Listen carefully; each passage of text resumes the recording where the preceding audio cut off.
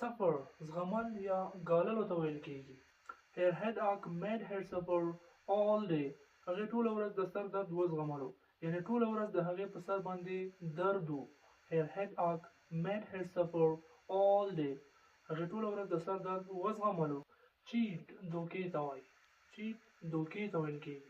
She chatted with me. هغې ما سره دوکه وکړه، یعنې هغې ما سره دوکه وکړه. She chatted with me. هغې ما سره دوکه وکړه. Pocket جیب ته وایي.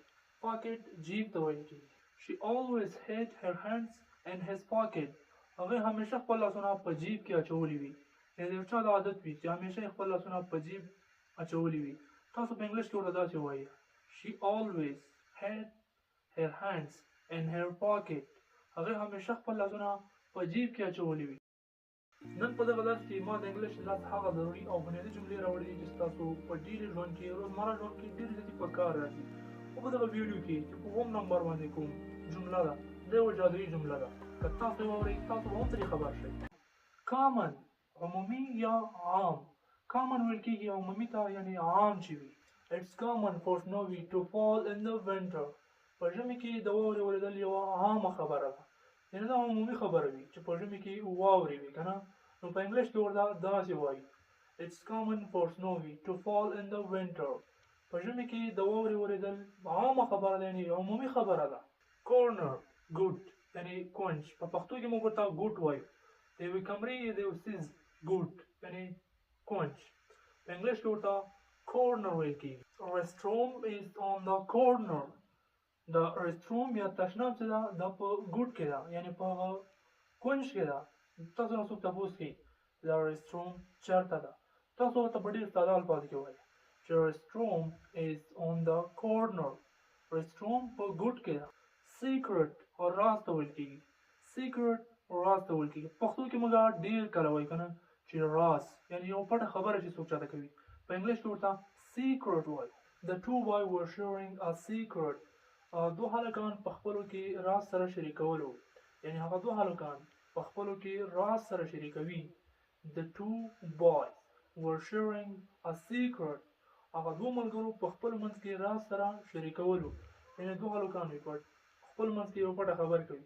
ته بیا ورته وایي چې هغه دوه هلکان یعنې دوه بای په خپل منځ کې راز سره شریکوي، یعنې شریکاوه.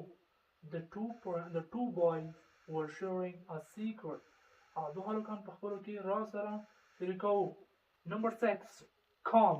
په پښتو کې موږ وایو آرام غلی. په انګلیش کې ورته وایو calm. دا څه به تاسو نه پوهېږي. راځئ چې اگزامپل وګورو او دا لا وپېژنو. A nice warm bath makes me feel so happy. یو ښکلی او ګرم حمام کول ما آرامه کوي، یعنې کله چې زه یو ګرم حمام وکړم نو ما آرامه کوي.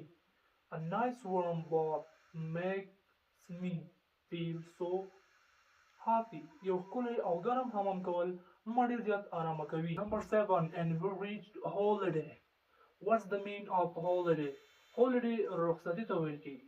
په پښتو کې موږ ډېر کله وایو که نه چې رخصتي یا هم چوټي، خو په انګلیش کې ورته holiday وایي. Monday was a holiday so there was no school or work. Monday یعنې دوشنبه رخصتي وه، ځکه خو نه کار و او نه سکول و. Trust باور یا عقیده. Trust باور کولو ته ویل کېږي.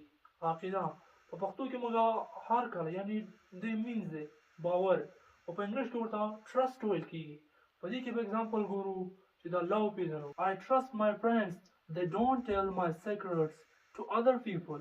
زه په خپلو ملګرو باور کوم چې دوی زما رازونه چاته نه وایي، یعنې زه په خپلو ملګرو ډېر باور عقیده لرم چې زما کوم رازونه چې دي پټې خبرې چې زه هغوی ته کومه چاته یې نه وایي. I trust my friends they don't tell my secrets to other people. زه په خپلو ملګرو باور کوم یعنې عقیده پرې لرم چې هغوی زما رازونه چاته نه وایي. In the last position we have steady. This means is the most important then question. Steady ویل کېږي ثابت یا ټینګ ته. یو څوک چې په خپل قول یعنې په خپله خبره باندې ټینګ او ثابت پاتې کېږي، یعنې پرې درېږي، یعنې یو څوک چې خبره وکړي او بیا پرې ثابت هم پاتې شي، دې ته په انګلیش کې وایي steady که نه. steady یعنې ثابت یا ټینګ، یو څوک چې په خبره باندې ولاړ. The problem was hard So she remained steady and solved it. مشکل سخت و خو هغه ثابته پاتې شوه او دا مشکل یې حل کړ. یعنې مشکل ډېر زیات ګران و خو بیا هم هغه ثابته یعنې ټینګه پاتې شوه یعنې ټینګ پاتې شو دا مشکل حل کړي ثابت یا ټینګ. The problem was hard so she remained steady and solved it.